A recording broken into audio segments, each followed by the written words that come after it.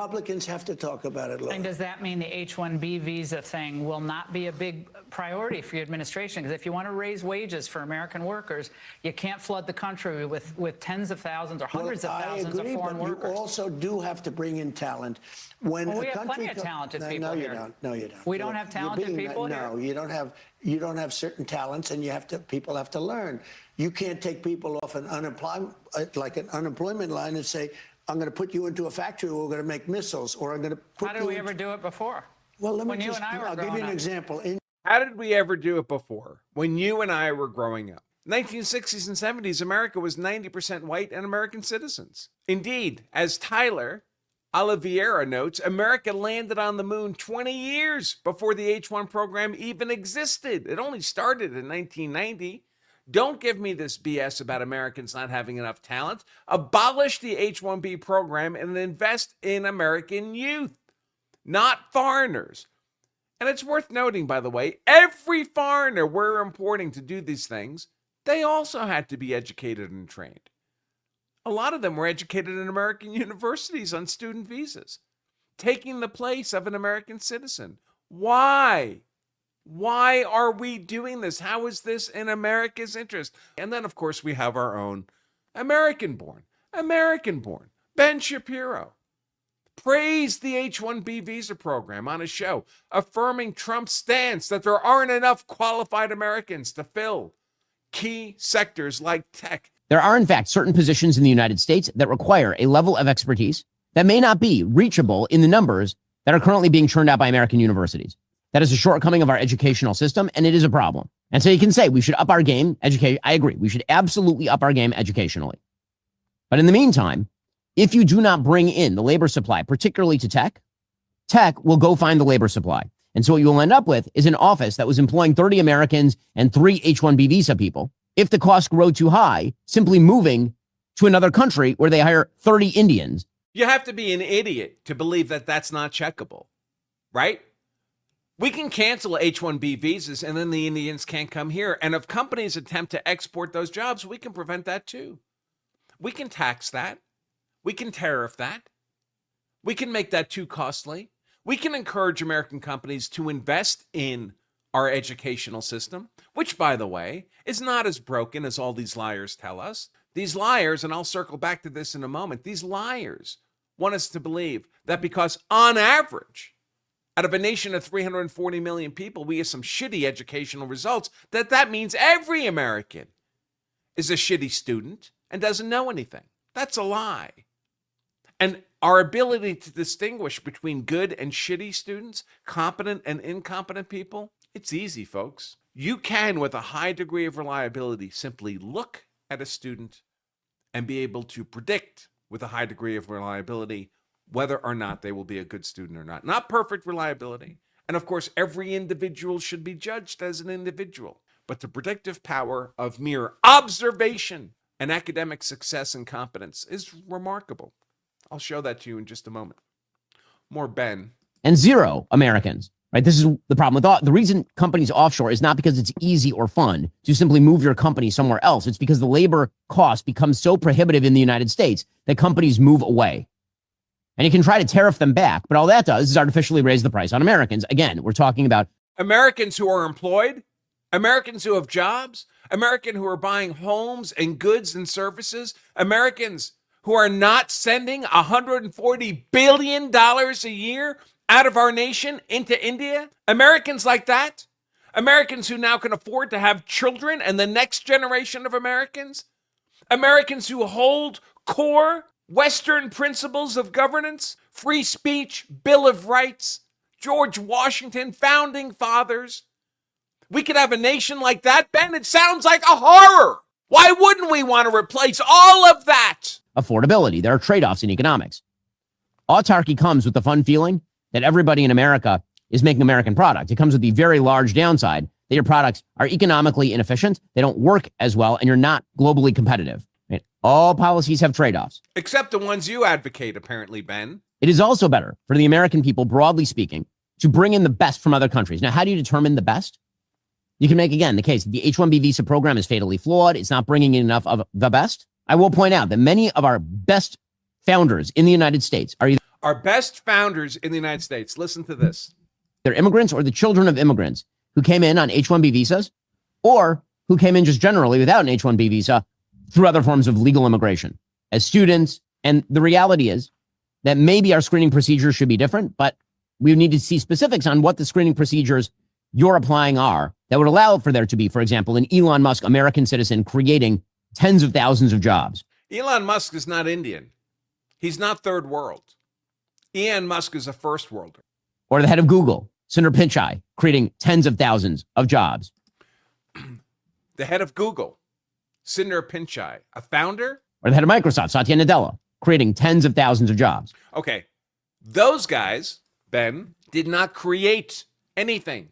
They were not founders of those companies. Google CEO Sundar Pichai did not found Google. He did not create Google.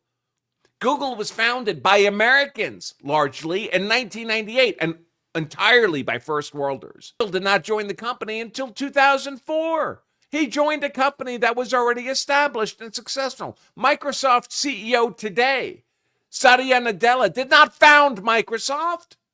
Microsoft was founded by Americans in 1975. Nadella didn't join the company until almost 20 years later. These Indian CEOs did not found, they did not create anything. They stepped into successful companies already founded by Americans. There's a reason that Western first world societies so tremendously value the pioneer, the first, the discoverer, the inventor, because those people are head and shoulders above everyone who follows. Once you know it's possible, of course lots of people can do it. After the first man ran the 4-minute mile, lots of people ran it, but it took a long time for that first guy to do it.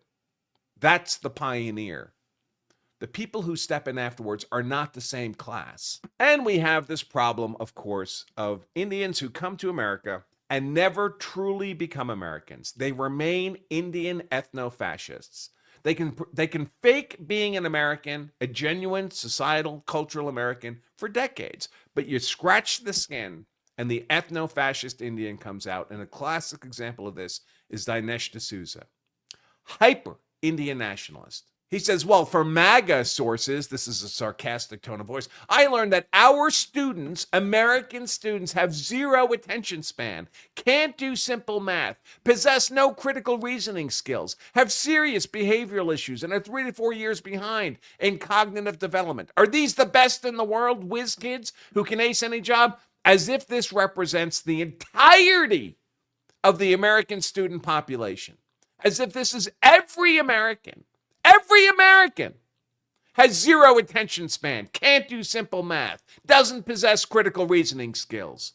You jackass, Dinesh. You contemptible anti-American jackass. The nation that gave you everything. I notice you don't live in India, Dinesh. The fantastic India. Then people like to pull up test results like this. Results from some students admitted to University of California, San Diego. Crazy.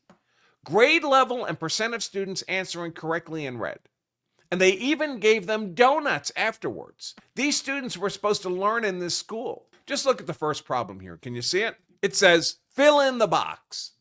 7 plus 2 equals blank plus 6.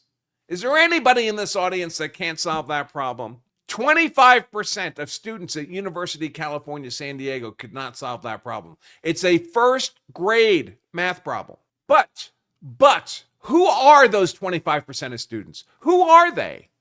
Are they definable? What's happened in education? Why are the generalized, the averaged results declining so aggressively? I don't know. Could it be because the people we're putting into college are not the same? Could it be because we're putting dumber and dumber and dumber people into college? Look at these numbers. Year on the left, percentage of the non-Hispanic white student body. Look what happens. 5-year increments. 78% of the student body in college were white. Then 75%, 71%, 67%, 62%, 57, 52, under 50% in 2025 now are white. That's a drop from 80% the decade after I went to college. Less than half the population now. And our results are going down. Here's an image. I know you can't read it. I have a modified form to bring up for all of you. This is ranking of academic performance of every nation on earth. Every nation on earth. And the United States generally is about, it's that second pink row. You see the two pink rows next to each other about a third of the way down? The second of those is the U.S. average. Not that great. Looks pretty sucky, right? But when you dive into these, every pink row is a reference to America, but a different American demographic. The highest performing academics out of, it's like over 100 nations are Americans. American Asians, ranked number 1. The next American demographic, U.S. white, ranked number 5. That's not bad. We're not all idiots. You get to biracial, it's ranked 20th. On average, the U.S. is 23rd, but what's bringing the U.S. average down? How do we get to an average of 23 when we have Asians at 1 and whites at 5? What's the lowest ranked demographic there? What percentage of these college student bodies now consist of that demographic who can't solve those problems? What percentage of the students, the 25% of students at University of California, San Diego that could not solve that problem? How many of you think we're Asian? How many of you think we're white? They just lie to us. Phoenix Ammunition, I buy ammunition from these guys, by the way. If you need ammo, they make very high quality ammo. Very, very high quality. Everyone better start preparing for the Republicans to be absolutely shellacked in the midterms, given what I would suggest is a understandable misperception of Trump's comments, and that's on Trump. That's not the fault of his audience. He's responsible for how he communicates, effectively or not. Phoenix writes, how is it that we can take an 18-year-old kid who barely graduated high school and the Navy can train him enough to operate a nuclear reactor on a submarine or an aircraft carrier in a year? I think it's more like 2 years. But we need to import talent because we don't have it? Patent nonsense.